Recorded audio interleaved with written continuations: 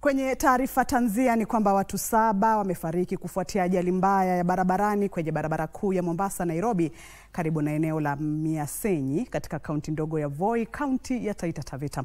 Watu wengine 11 walipelekwa hospitalini wakiwa na majeraha mabaya. Mtazamaji, ndio taarifa inayotukunjulia Darubini Wikendi jioni hii ya leo. Tizama. Matukio katika eneo la Miasenyi kwenye barabara kuu ya Mombasa Nairobi, kaunti ndogo ya Voi, kaunti ya Taita Taveta yalikuwa ya kuogofya, huku magari yaliyokuwa yamegongana yakiwa yamewekwa kando ya barabara, vyuma vyao vikiwa vimejikunja na kutapakaa. Vifusi vilikuwa vimetapakaa mbali kwenye barabara kuu, ushahidi ukidhihirika wa mgongano wa ana kwa ana kati ya lori na matatu. Walioshuhudia wakiwa wamesimama kando ya barabara, huku maafisa wa polisi wakizingira eneo hilo wakielekeza magari yaliyokuwa yakisafiri karibu na eneo la ajali hiyo.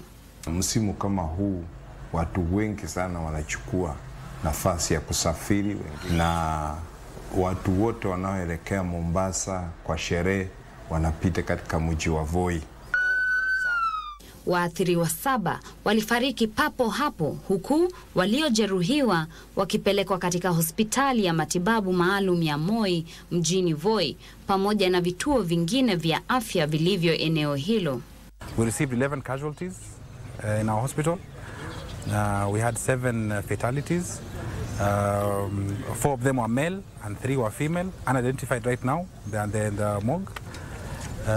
In the ward, in the casualty, we received, we have 7 referrals to Mombasa. We are referring them. Patients are stable currently. Some patients had multiple fractures. We stabilized the fractures and we referred them to Mombasa respectively. Sikujua ni dereva alikuwa anapateka. I don't know what happened. But mimi nilijipata, siwezi kuongea, siwezi kuamka, siwezi songa ndani ya gari. Mungu akanisaidia. Nikajisukuma mpaka nikatoka, alafu wasamaria wema wakanisaidia singeweza kutembea. Msimamizi wa vituo vya polisi kwenye eneo la Voi, Frederick Kinaibei, amewahimiza madereva wawe waangalifu na kuzingatia sheria za trafiki. Watu ambao wanasafiri kupitia highway yetu, kupitia reli yetu, wawe makini sana.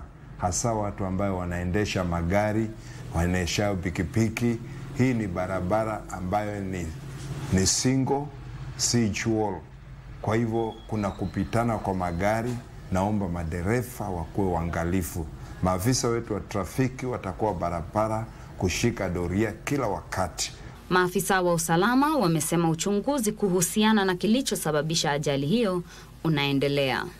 Teresa Mutai, Darubini Wikendi.